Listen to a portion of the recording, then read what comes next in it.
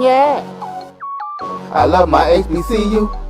And boy, I love it, love it. I love it, love it. I love my HBCU. And man, I hope my team they won one. Yeah. I hope my team they won one. Yeah. Man. I hope my team they won one. I hope my team they won one. Yeah. I tune into the HBCU Sports Lab to see if my team won or lost. If they lost, I'm quiet as a mouse. But if they won, keep tab. I'ma do the dab, yeah. Dr. Cavil, he know what he be talking about. Mike and Charles, they know what they be talking about. They compress the analytic data with your hip hop. If you know them like I know them, they gon' tell you if your team, if they won or lost, and who the ball. So listen to Professor, yes sir, and pay attention, cause he gon' teach a lesson. This is Dr. Cavil with Inside the HBCU Sports Lab with Mike Washington and Charles Bishop. We have the free agent joining us, BJ Jones. As you know, he usually brings it on the Sunday edition, but this is one of those special occasions. This is the 2021 SWAC Media Day. That's the Football Media Day, the expansion of the SWAC Media Day. 12 football teams, coaches, 24 players, 12 offense, 12 defense. Man, triple the amount of media that we generally have seen 4 times apply for the application. Man, it's one of those days. But let me get it started. This is Dr. Inside the HBCU Sports Lab. Welcome to episode 158 of Inside the HBCU Sports Lab radio show and podcast, the show that's covering the sporting HBCU dash, all things HBCU sports. The institutions, large or small, from NAIA to the NCAA, we share insights and information on the HBCU sports culture, HBCU athletic aesthetics, to facilitate the story of HBCU athletic programs, and as you know, the business of HBCU sports. I'm your host, Dr. Kenyatta Cavil, along with my co-host, Mike Washington and Charles Bishop. Running on films, but we wanted to make sure you had a live broadcast of the night every Tuesday. So we brought in backup. We brought in BJ Jones, who was used to running those sprints. He's getting back in the game. Wait, I see you posting. Boy, you look at that. Get your weight down. I'm gonna be scared of you in a little bit. But all seriousness, man, it's been great. As you know, today's episode of Inside the HBCU Sports Lab is sponsored by THG Agency LLC. THG Agency is a company that provides sporting and educational consulting and data analytics. We are filming from here remotely, Birmingham, Alabama. Sending a signal live, if you would, KCWA 1230 AM studios with Texas Radio Hall of Famer Ralph Cooper in beautiful home. As you know it from that area, Texas Southern University. So as we talk about it, let me just go around the semicircle, if you would allow me to use that. We start on from the outside in with Mike Washington. What were your thoughts of the day? A lot of excitement. There was a buzz from the very beginning. I was sharing with CB and talking, of course, to the HBCU whisperer. You call him the recruit, a free agent. But just from the start, you just felt this buzz and excitement. You could call it post-COVID excitement. You could call it people excited. You can call it expansion excitement. People were anxious to hear, what the coaches had to say, what the expectations were. And I think they weren't disappointed, especially with the news of what's going to happen. 0, that added to the excitement. So for me, it was also great just meeting colleagues that I hadn't seen in a while, just chopping it up off camera. Hey, how you doing? How's it been going? So a tremendous atmosphere, professional production. Great job by ESPN, great job by the SWAC, great job by all of the media outlets that have been here. So those are my takeaways off the top of my head. No doubt about it. I went ahead and took off my jacket because I just really liked the shirt. And then I just wanted to make sure that fans out there understood that somebody is not playing one of the games the right way. Somebody did not get the message in terms of the crew that we got here. We see we got a really nice red shirt, in terms of this young man, this brother, member of Kappa Alpha Psi. We have a navy blue shirt and white, Jackson State University. We got the black and gold, right? Member of Alpha Phi Alpha Fraternity. And then we have this lone wolf that does things. Without further ado, let me go there and go to Charles Bishop and let me get your thoughts in terms of today. Yeah, I mean, I can echo Mike's sentiments in terms of the buzz that was in the room today. Not only did you have the expansion with Florida A&M coming into the SWAC and meeting those coaches, meeting those players, hearing those expectations.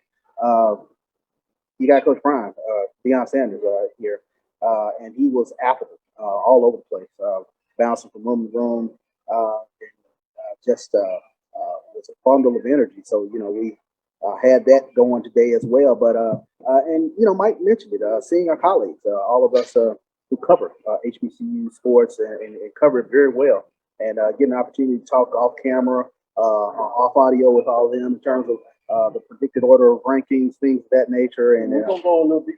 yeah, so I mean that was a lot of fun in terms of getting that in, and like you mentioned, Mike, post COVID or in this environment of getting beyond 2020 where everything was shut down. It was good to see everyone again continue, to mask up. There's another variant out there, so we're continuing to adhere to protocols as much as possible. So, but it was just fun seeing people. Certainly, BJ Jones, you're officially unofficial part of the team, particularly at Sunday edition. So let me know your thoughts. Oh man, today was amazing. Really piggyback off what Charles said, man. It's been 2 years since I've seen you guys. It's been 2 years since I've seen most of our family in media. And one thing about covering this conference and covering HBCU sports, man, it really becomes a family. Yeah. When you don't see each other, man, it doesn't feel right. So it was really good to see each other, but it was very exciting to see the excitement in the room with the newcomers, Florida A&M, Bethune-Cookman, and almost the new SWAC and how things are going to look. Coach Cornell Mailer, he kept it exciting. He had things to say that really fired us up. Terry Sims, man, is one of the guys I really think was like a darling with media day. You really got a chance to see his personality. And then you started to see the guys that I think that people have forgotten about. Doc Gamble and those golden lines of UAPB. I think a lot of people are overlooking them. I would, but I think a lot of people are overlooking them. But it was just exciting to see everything, and I think this will be the most highly anticipated season that we've had in the conference ever. College game day coming week 0. First take. There's so many things going down in this conference. And this conference is definitely the place to be right now. Yeah. No doubt about it. Great point. Let's talk about the player of the year in terms of Kill Glass, Jordan Lewis. You got the commissioner coming to join us and give us. Right as I said that the conference is supposed to be. He comes right out there. He's going to drop in. Make room for him. No, I'm going to get him to share the camera with Charles. No, we're going to make this work. Yeah, we're going to make it happen. Scoot over just a little more, BJ Jones. Make sure we get you all in there because you're right. Okay. You don't want to cut you off. Yeah, there we go. Now we got it. We got the commissioner in here bringing us in. So we got a chance to say, what was your thoughts of the day, Dr. Charles? Staff is all said and done. Some insight. How do you think? I thought it was a good day. We had, again, over 150 outlets. I recall being an athletics director and comment with 2 student athletes at Purdue. We weren't winning anything, right? Nobody wanted to talk to us. We just sat in the corner. We didn't have that issue. So it shows the energy, it shows the excitement. And I have 150 different media outlets coming to see what the SWAC is all about. That's the direction that we're going. No doubt about it. Y'all want to ask a follow-up question? BJ just touched on this upcoming season could be one of the most anticipated SWAC seasons that we've probably ever seen. At least for me, at least going back to the McNair years for me. But how excited is it for you as commissioner to watch this thing really come together? It's been very exciting. It's been challenging, but it's been exciting. One thing that I've always welcomed was the passion of our fans. And I know all fan bases are passionate, but it's something different about this one. Yeah. And I was telling Terry Sims, which obviously coached at Texas, he was on my staff at Purdue. It's kind of funny, all of the connections that you have. I was like, don't think that the Bethune-Cookman is coming in as a 11 team or 12 team. You are part of this enterprise. Mm-hmm. And, to have Florida A&M added to what we already have.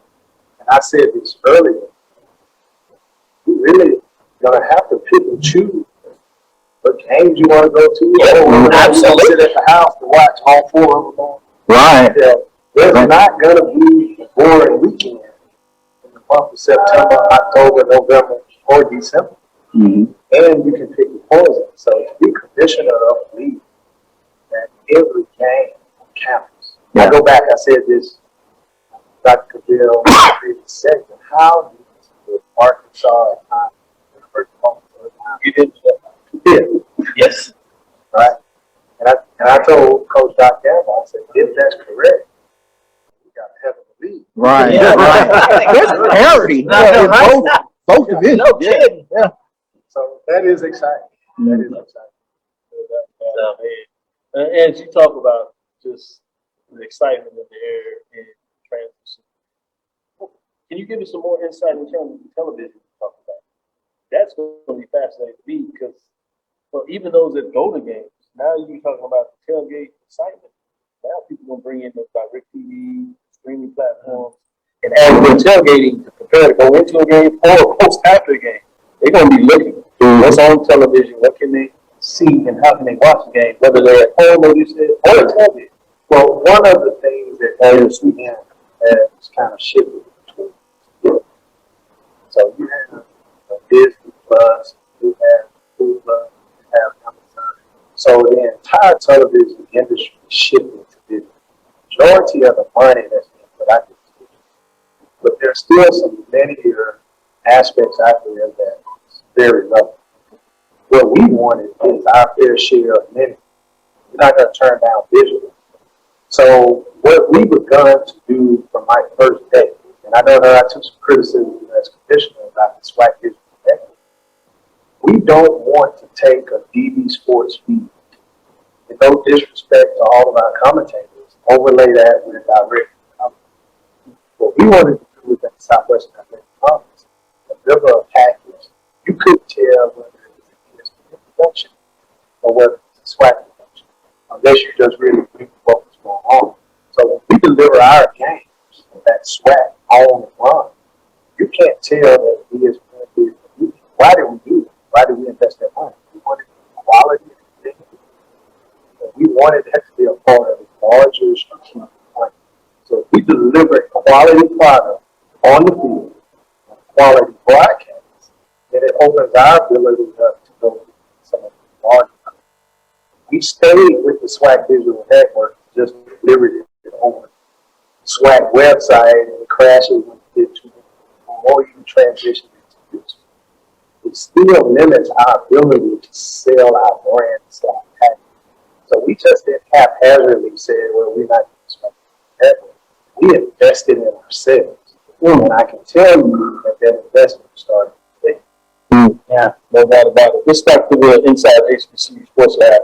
We'll see if we can keep the commissioner a couple of more minutes because we want to make sure Mike, DJ get a chance to ask a question. But let's take this first commercial break. Dr. Will's inside the HBCU Sports Lab, and then we'll be right back after this quick break with the commissioner, Dr. Charles McClelland of the Southwest Athletic Conference, talking about this exciting, I'll put it that frankly, new framework of the SWAC 2021 Football Media Day and all the things associated with it. Stick with it, we'll be right back. Have you had your Earth Blend coffee today?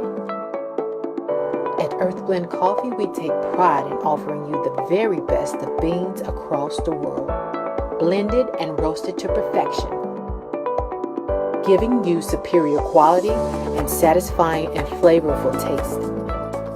Experience the world in one cup with Earth Blend Coffee.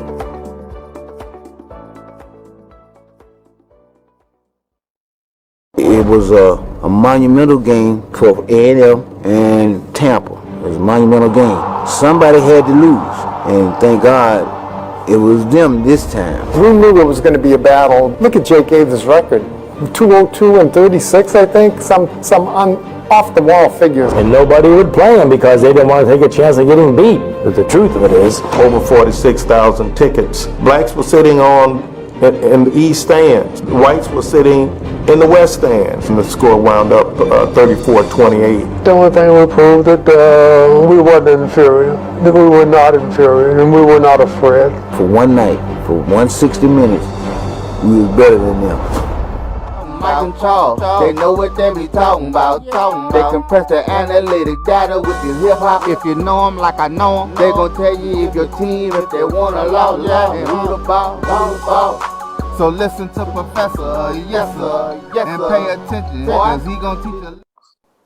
This is Dr. Bill inside HBCU Sports Lab with Mike Washington and Charles Bishop. We have DJ Jones joining us as well as the commissioner. That's Dr. Jones, Southwestern Athletic Conference. Yeah, that's the expanded 12-member Southwestern Athletic Conference right here in Birmingham, Alabama, Sheraton, for the 2021 SWAC Football Media Day. Yeah, everything's closed up now, but we're having time with the listeners to give us some insight in regards to all that took place. We left off. Promise we're going to pass the mic over to you. Mike, what's your question? All right, I'll take my little white shirt and ask my little question. So, Dr. Pun, a couple of announcements came out, and that was Ground Zero, College Game Day, First Take. Can you tell us, in your words, what that means, at least for the SWAC now and going forward culturally? Do you think we'll be able to put our own unique HBCU spin to the College Game Day platform, and how so, from your perspective? Yeah, I don't think they have a choice but to get that HBCU spin, right? What else are they going to get? But I think ultimately the nation is going to get another opportunity to see how significant that spin is. So when we started to negotiate the contract with ABC and his, one of the things that we talked about, one of the things that was talked about on a national basis is, with Bethune-Cookman and Florida A&M coming to the SWAC, what about the MEAC? We always said the MEAC is going to be fine. The MEAC is going to be fine. So part of that negotiation was, if a team such as Delaware State plays in the MEAC SWAC Challenge, we committed ourselves to get a closer team that's fill it out.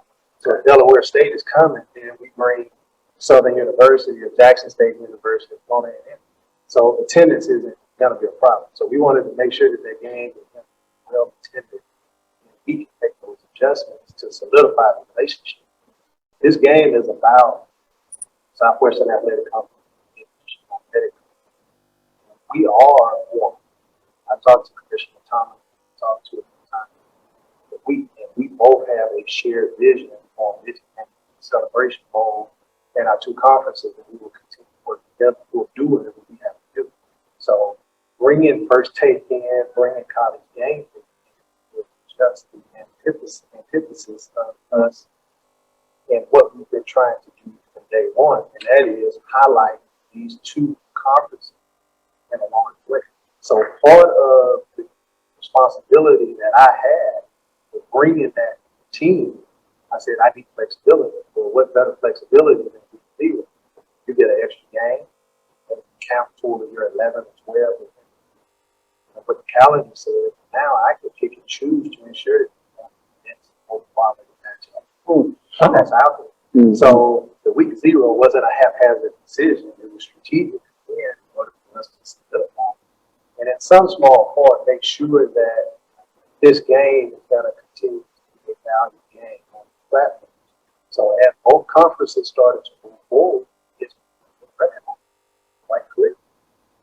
The SWAC Challenge and the Celebration Bowl is an entity that they don't want to lose. But now they are putting additional resources, First Take College Game Day. So they're not going to have a choice but to get that HBCU fee. Our responsibility is to show up, pack these sets, and be able to show the world, because college football is going to ascend surrounding the SWAC and the MEAC on that day. Everybody is going to be hungry for football. Right. By golly, when the first show comes on, they're going to be at the SWAC Challenge. We're going to be able to do it. Awesome. Thank you. Thank you. Yeah, it's amazing when you think about the framework that takes place. Purpose. You make all those decisions. That week 0 Yeah. What was your idea, Dr. Cavil? You're the one mentioned. A lot of people take credit. You're the one that brought it up. Hey, why don't you play this video? I told y'all consult with about that.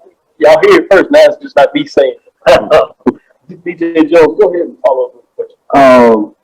Dr. McClelland, I've been around this conference my whole life. As a player, as a son of two alums, and now post-graduation doing it. You know, I'm the same way. I'm the son of but I refuse to go by just for men. I'm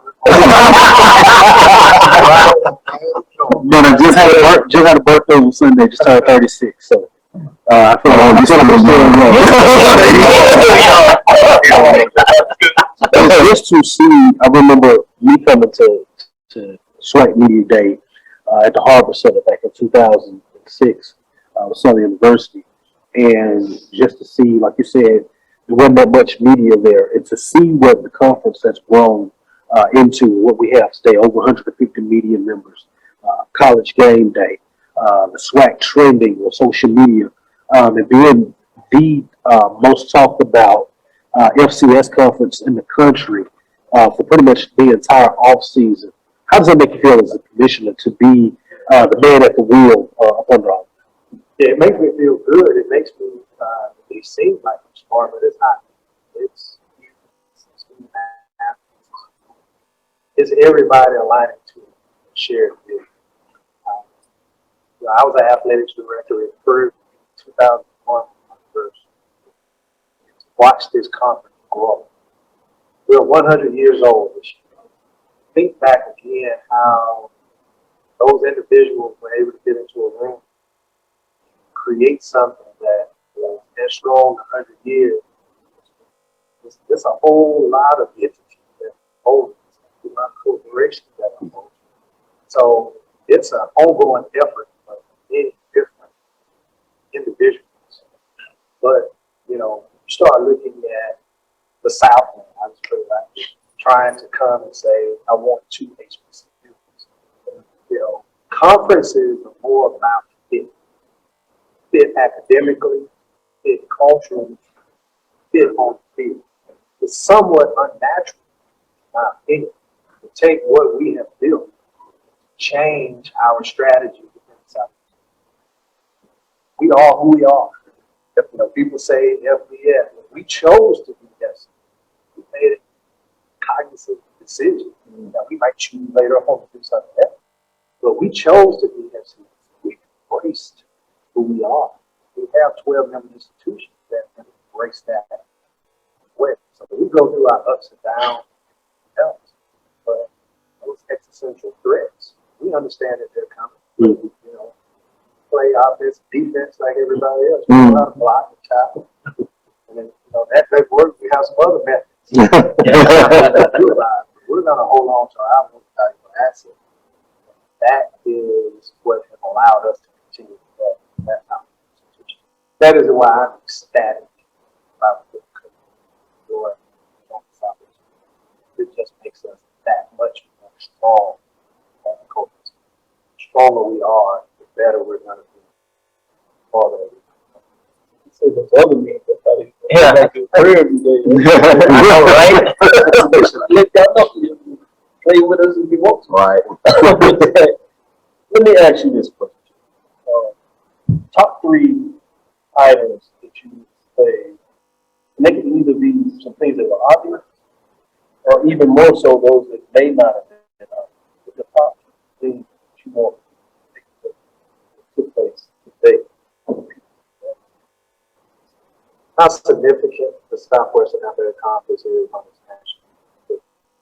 You don't haphazardly get over 150. They're here for some reason. And that's because we're good. So what we had to do is coalesce and do. I tell this story. My wife and my daughter, we went to California. This was before COVID. We had to fly from Houston to Denver to San Francisco, and then they wanted to come back from San Francisco to Denver to Houston. We were in Houston. daughter was acting up, wife was acting up, I was. Yeah. I just said, that was a bench. Let's just go sit down. So we're not looking good as a team. She was glad because she felt the frustration. Let's just take a minute. Let's just sit down. Let's get ourselves together. And I would say that is a very good summary of what we've done in Southwest. We sat down, we took the break. We said, let's get together. Let's get our stuff together. And what you see right now are 12 institutions with one goal, unified, moving in one direction. If we do that, there's nothing that's going to be able to stop us. So if I want to say two of them. There's one thing that I would like for the audience to take away. We're unified, we're strong, and we're a lot farther along than what I think that is good now. Wow. Wow. Gentlemen, anybody else want to have a follow-up question? I think that's a great. I think so. That's a great explanation. There's no doubt about it. It's a great place to put it. And we'll do this. We'll let Dr. McClelland, Commissioner of the Southwest Lab, let it come. Great. I'm sure we'll tell the media. So appreciate that and that same thing. But we'll do this. We'll take a quick break and then we'll go into the last part of our show. We'll let the Commissioner move on and catch up with his family. Appreciate taking this time out of the schedule, especially after a long, not just day, but a long week. And things that you've done coming up to allow us to have such a great show. Make sure people know over 150 of we actually were 4 times what we have seen in terms of those 200. So that's amazing. That is amazing. All the student athletes, media, fans go get you shot. We wouldn't let them in. They had to check, they had to show their card at the doors. Why they don't have the mask on. You have to get vaccinated. They want us to be able to. One thing for you, I do want to show you this 2 tickets in regards to that. You can go get the masks. This is a platform we're going to do. 2 tickets. You see those? 2 T tickets, thank you. We got all the masks branded from each of the conferences. This is the Texas Southern I've been wearing it today. I've been wearing various masks this whole season. What we're doing, we partnered up with 2 T tickets to do a promotion. Got my mask. There you go. And then we'll have each of our matchups. They're going to get to pick which mask I put on based on who they think is going to win the game. All season as a promotion to encourage people go get the vaccination and when possible mask up just so you can protect other loved ones, the families, the members, all these folks, the media that are putting this together, the players, the coaches, and administrators that are associated with this conference, really in terms of this state, this nation, country, and for that matter, the world, making a statement that we believe that we'll forward as a group collecting together because we know that's our commitment to what you put out there in terms of importance of doing this and family to protect others. So we're signing on for tickets to do that. To create that announcement here at the book. All right, thank you. Shout out to 2T tickets as well. That's why I got my mask on. We're all on the same page. This is Dr. Bill inside HBCU Sports Lab. We'll go to a quick commercial. Be right back. The Cavil Group is a Florida-based marketing and training consulting firm. We help businesses communicate to their target audience and engage them in conversation. We also help to expand their audiences, which will ultimately result in growth for those organizations. In addition to being a certified constant contact specialist, my colleagues and I are also certified in John Maxwell Leadership Principles. We use these proven principles to conduct workshops, training, and private coaching sessions for individuals and companies looking to take things to the next level. Contact us to schedule a free consultation. Issues today, don't delay, call Cavil. Be talking about Mike and Charles. They know what they be talking about. They compress the analytic data with your hip hop. If you know them like I know them, they gon' tell you if your team, if they want a lot, and who the ball. So listen to Professor. If you know him like I know him, they gon' tell you if your team, if they want a law, yeah, and who the ball. So listen to Professor, yeah. This is Dr. Cavil with Inside HBCU Sports Lab. We're going into the last quarter, our last segment here. Let's just do our final thoughts here before we do this. I want to break down. Player of the Year, Kill Glass, Alabama A&M. Defensive Player of the Year, Jordan Lewis, Southern. Any bone of contentions with that? Let me start with you, BJ Jones. For the offensive player of the year, I would say no. I think that Felix Harper is probably a little bit motivated by that. But you look at what Akil Glass did this spring, man, it was poetry in motion. And I think that he is a Sunday player. For the defensive player of the year with Jordan Lewis, no, he's been amazing. What he brings, I think you're going to see his versatility this fall. I think that he's going to have another solid season.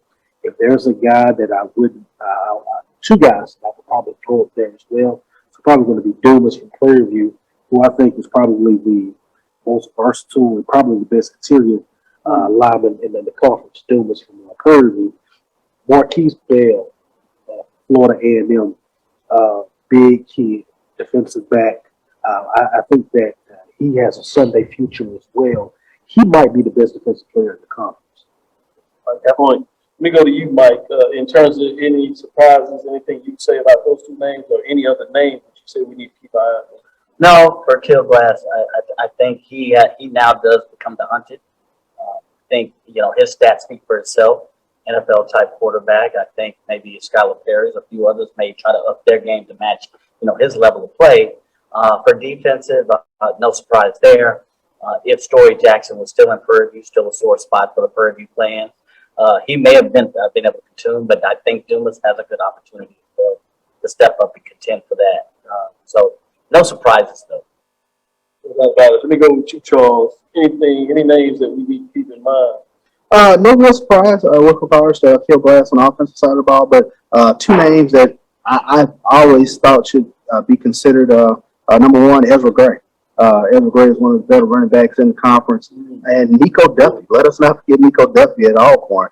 Tremendous running back. And BJ, you mentioned Felix Harper. He's a returning SWAC Offensive Player of the Year from 2019 season. So, Felix Harper is one of those guys who can get it done both with his arm and his leg. So it should be an interesting race this season to see who gets those postseason honors. On the defensive side of the ball, I have no qualms whatsoever with Jordan Lewis. The young man we talked to, he flies around all over the place. Isaac Peppers at UAPB. Keontae Hampton at Jackson State, I think, is another name. And, of course, the aforementioned Dumas. I think he's one of the great ones in the league. And people might not know yet about Marquise Bell, but he's definitely one of the they definitely will. So those are names I think you should really keep an eye on. Last thing I want to do here, I teased you all before we came in this weekend and had you put on your Las Vegas caps in regards to your predicted order. In terms of what came out, let's start with the Western Division. And I'm going to you, Charles, and see how far on you were in terms of coaches and SIDs predicted. Remember, we had this on tape, so to be honest.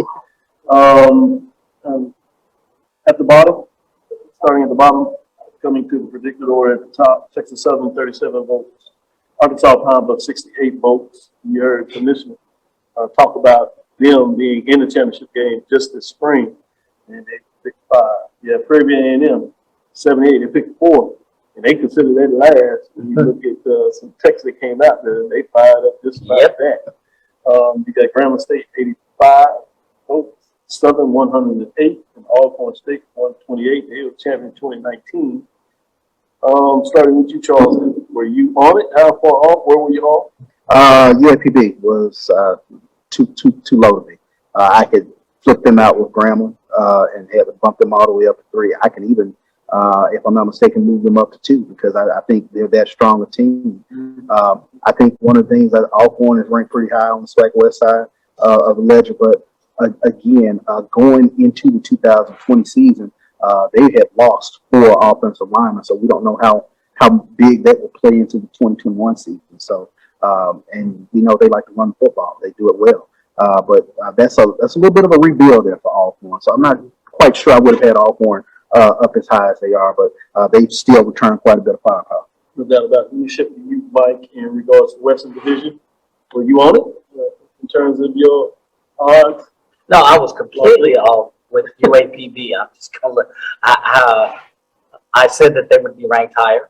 They should be. They're arguably number 2 or number 3. You could switch them interchangeably with Southern University. I did say that they would pick Alcorn State number 1. Grambling is one that is going to be probably close to the cellar. I expected them to pick them that way. So those two, Grambling and UAPB, in terms of what I said the SIDs would pick, I was off with both of those two teams. All right, no doubt about it. Let me shift to you, BJ Jones. Let me ask you from this perspective. I'm pretty much said earlier, you were shocked about Arkansas. Being a player that played the game in the SWAC, how much motivation does that help coming and reading that in terms of bulletin board material, and how long does it last in the season? I think one of the things that we do in sports, we kind of overblow bulletin board material what it actually does. It does fire you up and it gets you mad, but you have to be able to sustain that, and that's a challenge. And I think what's going to drive them, Arkansas Pine Bluff, is being consistently disrespectful. We know we've done a few of these things, and we know how people view, Arkansas Pine Bluff. Even last year, as they played in the championship game, you had a lot of people wearing blue and gold saying, if we had another shot at them. Yep. You had a lot of people that weren't wearing blue and gold saying, hey, Southern's the best team in the West. Yep. While they were playing the championship game. So you want to know, will that team hear that? And how does that motivate them? They've lost a lot of players via the portal. I think they were maybe hit harder than anyone else in the conference, as far as the portal. But they got a lot of talent there. Tyron Ruff is still there. Yep. The quarterback is still there. They got a lot of talent. He's still there. I think that Arkansas Pine Bluff, those first 4 games are going to tell us. Let's shift to the Eastern Division, and then we'll call this the last part of the second. Get your thoughts on that. We'll shift and start with you, Mike, in terms of your Las Vegas predictions. Let me read it out. This is Valley State, 25 points. If you look at the teams overall, they have the least amount of votes, all 12 teams. Versus Texas Southern that was picked last, 6th position in the Western Division. They picked 6th in the East. On 25 versus 37. Cookland is 71. Alabama State 76. Jackson State 80. Florida A&M 109, and Alabama A&M at 122. How far off were you right on with your picks here? I wasn't too far off with this one. The only two is I would switch the Alabama State and the Cookland. Even though I came back and said I said that personally, that's what the SIDs would pick. But personally, I think we underestimate how good Bethune-Cookman may be. Yeah. They've owned FAM for the last few years, and they bring a tenacious defense. They're unpredictable. But in terms of what I said the SIDs would pick, I think I was fairly on. I think that's the battle was, do you pick FAM, self-proclaimed 2019 HBCU champs, or do you pick the one that won it on the field in the spring of 2021? I think I said they would pick the Alabama A&M. But it would be close. They may be lean toward the FAMU team, but for the most part, I was on switch to Alabama State and Bethune-Cookman. I'm really fine with the picks on the East. I think it's fair. I think Alabama A&M, they're the returning champions from the spring, and they have the firepower offensively. I have question marks about what they bring back on the defensive side of the ball, especially losing one of their better players in Marcus Cushing. But you take a look at what FAMU was able to do in the MEAC, being one of those teams that knocked off North Carolina into Celebration Bowl champions. So they bring the physicality that we always have seen with North Carolina A&T. They match up with that team tremendously. So they're bringing that over to the SWAC now. You take a look at Jackson State in terms of the roster turns they've had. I think that's fair in terms of the amount of talent that they brought in. Alabama State, I think, is a team that can be overlooked. They had a bunch of redshirt freshmen as far as an offensive line that were blowing holes open for Ezra Bro. Yeah, exactly. Exactly. So that's a group a plan together that's only going to get better. And when you can control the clock and keep the defense off the field, you're going to be doing some things. So I think that's fair in terms of what they said on the SWAC East side of the ball. Bethune-Cookman, they had Bam's number. That there's some question marks with regards to what they can do from an offensive standpoint, but their fans will tell you in a heartbeat, we ain't lost to the SWAC in a long time. So, say what you want. Yeah, say what you want. Ain't no sense in ranking us down there. So, DJ Jones. Oh man, in the East, I mean, I really was struggling going back between the two A&M, Alabama A&M. I give Alabama A&M a little bit of the edge because at that key position, the quarterback, they know what they bring back.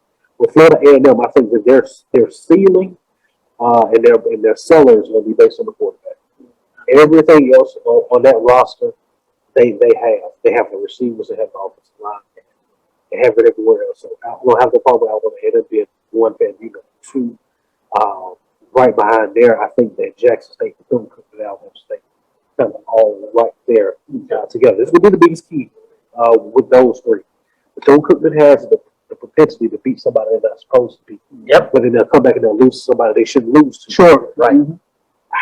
Who avoids that amongst those three to stay in the race? And I think with Jackson State, you're going to see a very talented football team, but a football team that may not be as cohesive as they might be towards the end of the year. Yep. Because you got a lot of roster turnover there. Get them early. I think that those three are right there with each other. Same point you talk about with Alabama State. They're a team that certainly could beat really any team in the league, but they're also a team that you can lose. Yeah. So I like the way you spin it in terms of those three. Last thing I want to do is I do want to ask. We did the way too early. The best division champs and we play in the championship. This is a way too early. I got one of the ways. But any changes in your prediction from spring Sunday we did our show? Starting with you, Mike. Who do you have coming out of the East? Now that you've seen all these updates and changes, who do you have coming out of the East? I still think it's a 2-horse race, and I'm going to stick with my pick, FAMU. Coming out of the West? Coming out of the West, I have Southern University. Who's hosting the game? FAMU. First year in the SWAC, they get to host the championship. You want to win a championship, but I wouldn't want to go to Tallahassee and play that with us, Jay. You're right. Charles, coming out of the East. Jackson State. And coming out of the West.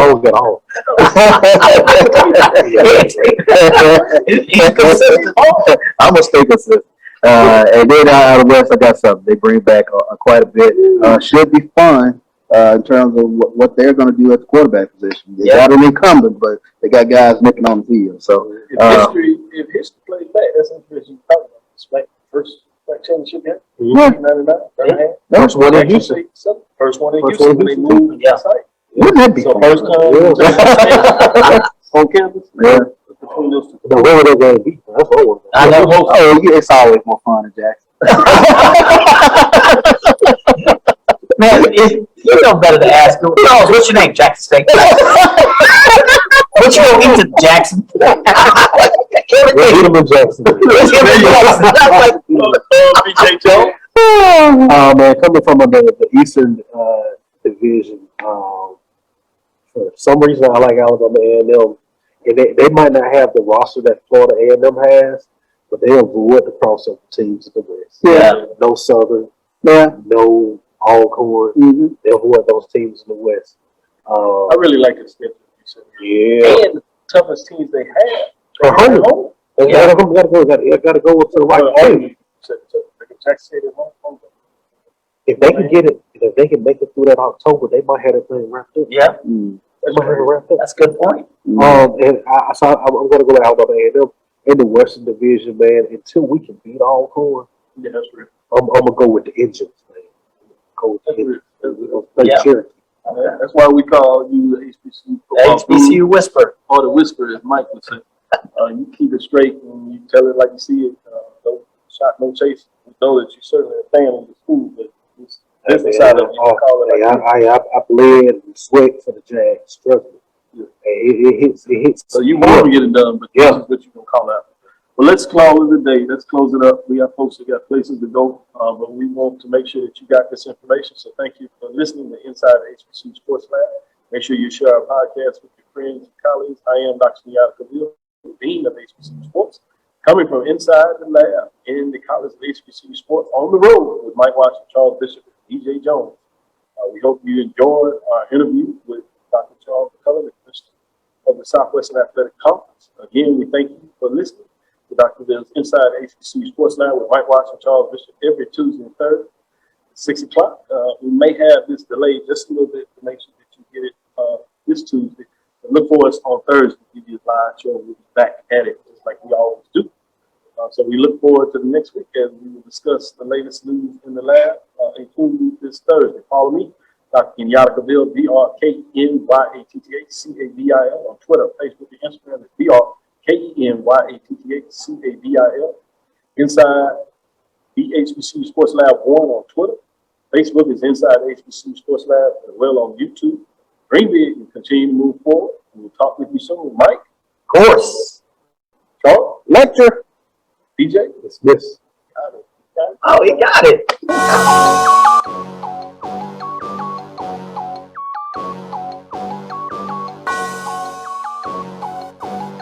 Yeah. I love my HBCU. And boy, I love it, love it. I love it, love it. I love my HBCU. And man, I hope my team they won one. I hope my team they won one. Yeah, man. I hope my team they won one. I hope my team they won one.